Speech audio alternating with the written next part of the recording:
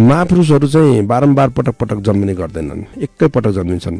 एक युगमा एक पटक महापुरुष जन्मिन्छन् र ती महापुरुषले दिएका अब शिक्षा भनौँ त्यसलाई चाहिँ दिने निर्देशनलाई हामीले चाहिँ त्यसलाई फलो गरेर जान्छौँ र कतिपय कुराहरूमा चाहिँ ती कुराहरू सबैतिर लागू हुन्छन्। तर मान्छे अनुसार, मान्छे व्यक्ति पछि अनुसार मान्छे चाहिँ यो भौतिक सुख सुविधामा रमेको मान्छेलाई, खुसी भएको मान्छेलाई ती कुराहरू त्यो निर्देशनले पालना गर्न दिँदैन, उनीहरू पालन गर्दैनन् र त्यसपछि समाजमा चाहिँ भाँडभैलो गराउने गर्छन् र चाहिँ अब देशको कुरा गर्दाखेरि, राष्ट्रियताको कुरा गर्दाखेरि राष्ट्रमा बस्ने व्यक्तिहरू पनि त्यसभित्र पर्ने गर्छन्, आम मानिसहरू।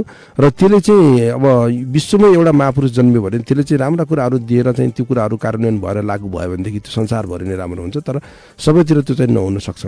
अब संस्कारको कुरा छ, त्यसमा पनि हामीले संस्कारका कुराहरू गर्छौँ। हामीले जुन सिकेका छौँ, जुन भोगेका छौँ आफ्नो घर परिवारबाट, त्यसलाई हामीले कार्यान्वयन गर्दै लानुपर्छ र पुस्ता हस्तान्तरण गर्छौँ। यी कुराहरू हामीले चाहिँ अब माथिबाटै अब सिक्दै आएका कुराहरू, बुझ्दै आएका कुरा हाम्रा अब हामीभन्दा पुर्खज अबहरूले चाहिँ अब यी कुराहरू हामीलाई हस्तान्तरण गर्दै जानुभयो, हामीलाई संस्कार सिकाउँदै जानुभयो भने हामी त्यो संस्कारी हुन्छौँ। र यदि हामीलाई अब कुसंस्कार सिकाइयो भने हामी कुसंस्कारमा परिणत हुन्छौँ र त्यसले समाजमा दिने केही पनि दिँदैन।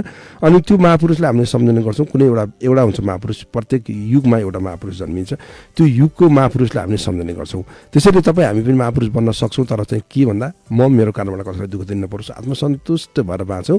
अनि त्यसपछि सकारात्मक सोचौँ भनेदेखि अलिकति केही भए पनि ती महापुरुषले भनेका कुराहरू कार्यान्वयनमा ल्याउन सकिनेछ।